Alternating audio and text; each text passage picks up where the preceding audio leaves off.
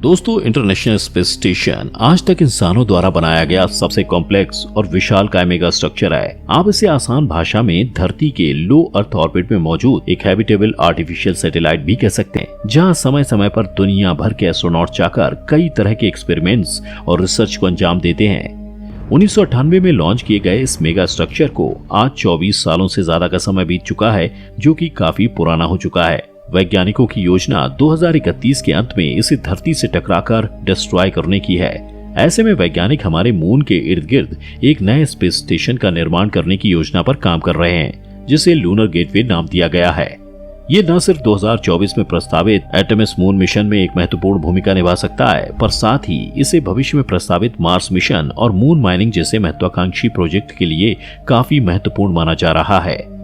पर आखिर ये प्रोजेक्ट है क्या, इस पर कब काम शुरू होगा और कैसे ये भविष्य के मिशनों में एक खास भूमिका निभा सकता है, ये सब जानेंगे हम आज के इस वीडियो में। तो नमस्कार दोस्तों, आप देख रहे हैं रहस्य टीवी। चलिए शुरू करते हैं। वर्तमान समय में आईएसएस को स्पेस में करीब 24 सालों से ज्यादा का समय बीत चुका है। ऐसे में समय समय पर इसमें कई तरह की तकनीकी खामियों की बात सामने आती रहती है। ऐसे में ये साफ हो चुका था कि ये स्पेस स्टेशन अब अपने जीवन के अंतिम दौर पर पहुंच चुका है। ऐसे में अमेरिकी स्पेस एजेंसी नासा ने आखिरकार आईएसएस को खत्म करने का प्रस्ताव दुनिया भर के सामने रखा है। हाल ही में जारी किए गए बयान में नासा का कहना है कि वह इंटरनेशनल स्पेस स्टेशन के ऑपरेटिंग लाइफ टाइम को 2024 से 2030 तक आगे बढ़ाया जा रहा है और फिर इसे 2031 के अंत तक ओशियन से टकराकर डिस्ट्रॉय कर दिया जाएगा। ऐसे में आईएसएस के बाद वैज्ञानिकों ने मून के ऑर्बिट में एक नया डॉकिंग स्टेशन बनाने का प्रस्ताव दुनिया भर के सामने रखा, जिसे लूनर गेटवे नाम दिया गया। लूनर गेटवे को आप मून के ऑर्बिट में प्रस्तावित एक स्पेस स्टेशन के तौर पर मान सकते हैं, जो कि भविष्य में मून मिशन, मार्स मिशन और दूसरे डीप स्पेस मिशंस के लिए एक गेटवे की तरह काम कर सकता है। ऐसे में चलिए दोस्तों, लूनर गेटवे के बारे में विस्तार से चर्चा करते हैं। नासा काफी लंबे समय से मून के ऑर्बिट में अपना एक स्पेस स्टेशन बनाना चाहती थी। इसके बारे में सबसे पहले 2010 और 2012 में नासा द्वारा कई रिपोर्ट्स को पब्लिश किया गया था, जिसमें इस तरह के आइडिया को सबसे पहली बार डिस्कस किया गया था, जिसके अनुसार भविष्य में मून के ऑर्बिट में एक स्पेस स्टेशन बनाए जाने की योजना थी। लेकिन 2014 और 15 में नासा के कई बड़े वैज्ञानिकों ने इस बात को पक्का किया कि नासा भविष्य में मून के ऑर्बिट में एक हैबिटेट स्पेस स्टेशन की दिशा में काम कर रहा है। यह मिशन अमेरिकी space agency NASA, European space agency ESA और कनाडा व जापानीज स्पेस एजेंसी का एक ज्वाइंट कोलैबोरेशन हो सकता है। लेकिन इस समय तक भी इस स्पेस स्टेशन या फिर इस मिशन को लेकर कोई ठोस प्लान मौजूद नहीं था। पर 2017 आते आते नासा ने अपने स्पेस स्टेशन और अपने पूरे प्रोग्राम को डीप स्पेस गेटवे नाम दे दिया, जिसके बाद दुनिया को पहली बार लगा कि नासा इस तरह के किसी मिशन को लेकर सीरियस है। जिसके एक साल बाद ही 2018 में नासा ने इसका नाम बदलकर लूनर ऑर्बिटल प्लेटफॉर्म गेटवे कर दिया और साथ ही साथ इस मिशन के लॉन्च डेट को 2024 तय किया, जो कि नासा के महत्वाकांक्षी आर्टेमिस मिशन की सफलता में एक महत्वपूर्ण योगदान निभाएगा। पर यह नाम भी ज्यादा समय तक नहीं रहा और 2020 आते तक नासा और दूसरी स्पेस एजेंसीज ने इसके नाम को बदलकर लूनर गेटवे प्रोग्राम नाम दे दिया। दोस्तों, अगर आप आर्टेमिस मिशन के बारे में नहीं जानते तो मैं आपको बता दूं कि आर्टेमिस मिशन के जरिए नासा 2024 के अंत तक इंसानों को करीब 50 सालों बाद फिर एक बार मून के सरफेस पर उतारने की योजना बना रहा है। यह मिशन इस दशक का सबसे खास और महत्वपूर्ण मिशन होने जा रहा है, जो कि स्पेस एक्सप्लोरेशन के क्षेत्र में एक नए युग की शुरुआत करेगा। सबसे पहले 2024 की शुरुआत में आर्टेमिस 1 मिशन को लॉन्च किया जाएगा। ये एक अननेम्ड मिशन होगा, जिसके अंतर्गत स्पेस कैप्सूल चंद्रमा का चक्कर लगाकर वापस आएगा। जिसके बाद आर्टेमिस 2 मिशन को लॉन्च किया जाएगा, जो कि एक क्रूड मिशन होगा, जिसके अंतर्गत एस्ट्रोनॉट्स मून के ऑर्बिट का चक्कर लगाकर वापस धरती पर लैंड करेंगे। जिसके बाद आखिरकार आर्टेमिस 3 मिशन को लॉन्च किया जाएगा। यह एक पूरी तरह क्रूड मिशन होगा, जिसके अंतर्गत एस्ट्रोनॉट्स मून के सरफेस पर लैंडिंग करेंगे। साथ ही इसके सरफेस पर कुछ दिनों तक रुककर कई तरह के रिसर्चेस और एक्सपेरिमेंट्स को अंजाम देंगे। The science behind lunar gateway program. NASA द्वारा प्रस्तावित लूनर गेटवे एक मल्टी मॉड्यूल स्पेस स्टेशन होगा, जो कि पृथ्वी को नहीं बल्कि हमारे मून को ऑर्बिट करेगा। लूनर गेटवे पूरी तरह एक हैबिटेबल आर्टिफिशियल सैटेलाइट होगा, जहां एस्ट्रोनॉट्स के जिंदा रहने के लिए सभी तरह की सुविधाएं मौजूद होंगी। इस स्पेस स्टेशन में वैज्ञानिक आराम से कई महीनों तक रह सकेंगे, जिस दौरान वो समय समय पर मून के सरफेस पर जाकर अपने एक्सपेरिमेंट्स कंडक्ट कर डिवाइसेस को टेस्ट कर सकेंगे, जो कि मून पर एक परमानेंट बेस बनाने की दिशा में काफी महत्वपूर्ण होगा। नासा की वेबसाइट की माने तो लूनर गेटवे हमारे मून को एक खास इलिप्टिकल ऑर्बिट में रहकर इसका चक्कर लगाएगा, जो कि आज तक किसी भी स्पेसक्राफ्ट या सैटेलाइट द्वारा प्रयोग नहीं किया गया है। इस ऑर्बिट को नासा द्वारा नियर रेक्टिलिनियर हॉलो ऑर्बिट नाम दिया गया है। इस ऑर्बिट में रहते हुए लूनर गेटवे चंद्रमा को इस तरह से ऑर्बिट करेगा कि ये एक समय में मून के काफी ज्यादा करीब होगा, तो कभी ये मून से काफी ज्यादा दूरी पर रहकर ऑर्बिट करेगा। नासा की माने तो गेटवे स्पेस स्टेशन और मून सरफेस के बीच की सबसे कम दूरी मात्र 3000 किलोमीटर की होगी। इसके अलावा अगर इसके आकार की बात की जाए तो अभी नासा के मुताबिक ये करीब 4 मीटर लंबा होगा, जिसका मास 4000 किलोग्राम के करीब होगा। इस स्पेस स्टेशन में एस्ट्रोनॉट्स के रुकने और आराम करने की सभी तरह की फैसिलिटीज मौजूद होंगी, जिसमें एक समय में करीब 4 क्रू मेंबर्स साथ रह सकेंगे। वैसे भी इसके आकार को लेकर कहा जा रहा है कि इसे और भी ज्यादा बड़ा और भारी बनाया जाएगा, क्योंकि इसके डिजाइन में अभी काफी ज्यादा चेंजेस किए जा रहे हैं। दोस्तों, हमने देखा कि 2000 से लेकर आज तक कभी भी इंटरनेशनल स्पेस स्टेशन को खाली नहीं छोड़ा गया है। हमेशा वहाँ कुछ एस्ट्रोनॉट्स रहते हैं, लेकिन लूनर गेटवे के साथ ऐसा नहीं है। नासा का कहना है कि ये कई बार लंबे समय तक खाली भी रहेगा, क्योंकि लूनर ऑर्बिट में मौजूद इस स्पेस स्टेशन तक एस्ट्रोनॉट्स को पहुंचाने का खर्च काफी ज्यादा होगा। ऐसे में हर कुछ महीने में एस्ट्रोनॉट्स को यहाँ भेजना नासा अफोर्ड नहीं कर सकता, और इसके साथ ही 90 दिन से ज्यादा एस्ट्रोनॉट्स को स्पेस रेडिएशन और लो ग्रेविटी के कारण मून के ऑर्बिट में रखा नहीं जा सकता। इसलिए मिशन के कंप्लीट हो जाने के बाद लूनर गेटवे कई महीनों तक खाली भी रहेगा, और इस दौरान इसके कई फंक्शंस को बंद भी कर दिया जाएगा जिनकी जरूरत नहीं है। वर्तमान समय में लूनर गेटवे के लिए 2 एक्सपेरिमेंट्स को स्वीकृति दे दी गई है, जिसमें पहला है रेडिएशन मॉनिटर, जिसे ईएसए द्वारा बनाया गया है। वहीं दूसरा है space weather instrument switch. Radiation monitor का काम मून के सरफेस पर पड़ने वाले खतरनाक रेडिएशंस का अध्ययन करना होगा। वहीं स्पेस वेदर इंस्ट्रूमेंट स्विच का काम हमारे सूर्य के कोरोनल मास इजेक्शंस के दौरान निकलने वाले पार्टिकल्स का अध्ययन करना होगा। Construction and modules.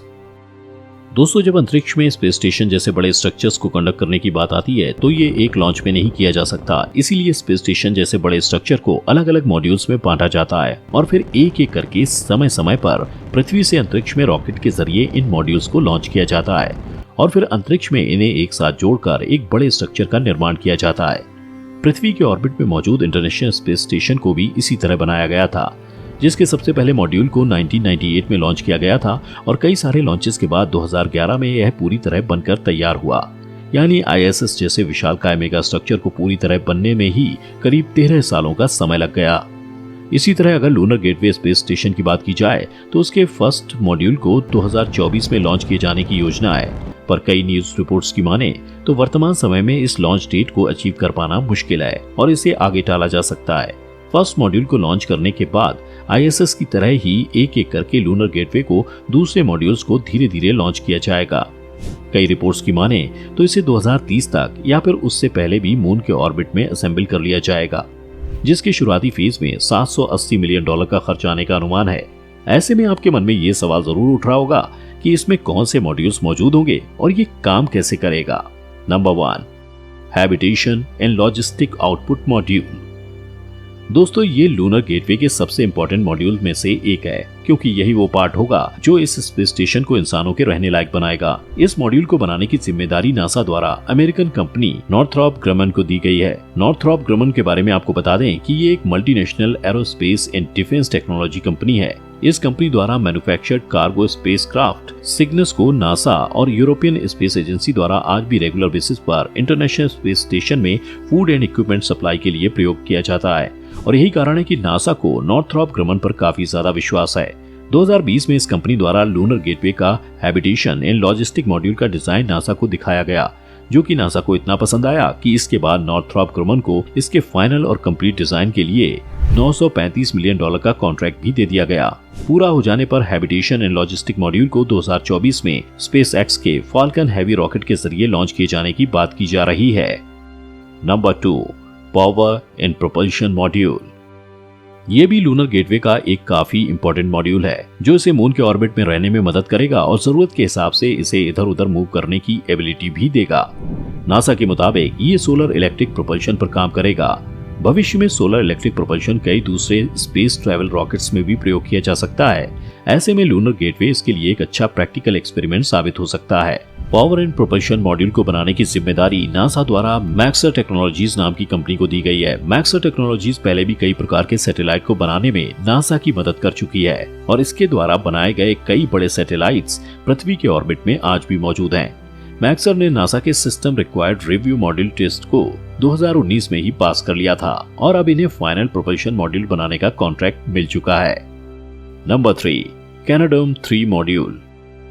इस मॉड्यूल को आप लूनर गेटवे का अपना हाथ भी कह सकते हैं, क्योंकि कैनाडाम-3 मॉड्यूल एक ऐसा पार्ट होगा जो हम इंसानों के हाथ की तरह काम करेगा।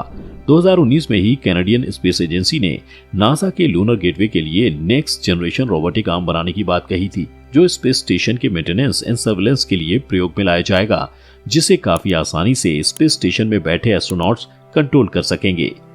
इससे पहले भी कैनेडियन स्पेस एजेंसी नासा के स्पेस शटल प्रोग्राम और इंटरनेशनल स्पेस स्टेशन पर रोबोटिक आर्म भेज चुका है, पर लूनर गेटवे में प्रयोग किया जाने वाला कैनाडाम-3 रोबोटिक आर्म इससे पहले बनाए गए रोबोटिक आर्म से काफी ज्यादा एडवांस होगा और कई न्यूज रिपोर्ट्स की माने तो इसे बनाने में करीब $1.5 बिलियन का खर्च आएगा। इसके अलावा भी इस लूनर गेटवे स्पेस स्टेशन में कई और मॉड्यूल्स होने की बात को कंफर्म किया गया है, पर अभी तक इनके बारे में ज्यादा जानकारी नहीं दी गई है। Cargo ships contract. 2019 में नासा द्वारा प्राइवेट स्पेस कंपनीज के लिए एक कॉन्ट्रैक्ट निकाला गया, जो ऐसी कंपनियों के लिए था जिनके पास इंटरनेशनल स्पेस स्टेशन तक प्रेशराइज्ड कार्गो और अनप्रेशराइज्ड कार्गो पहुंचाने की क्षमता वाले रॉकेट्स मौजूद हैं। इसमें कई बड़ी कंपनियां सामने आईं, लेकिन 2020 आते तक स्पेस एक्स को ये कॉन्ट्रैक्ट दे दिया गया, जिसमें नासा स्पेस एक्स को करीब $7 बिलियन देगा और स्पेस एक्स अपने ड्रैगन 11 कार्गो रॉकेट के जरिए 5.5 टन कार्गो को लूनर गेटवे तक ले जाने का काम करेगा।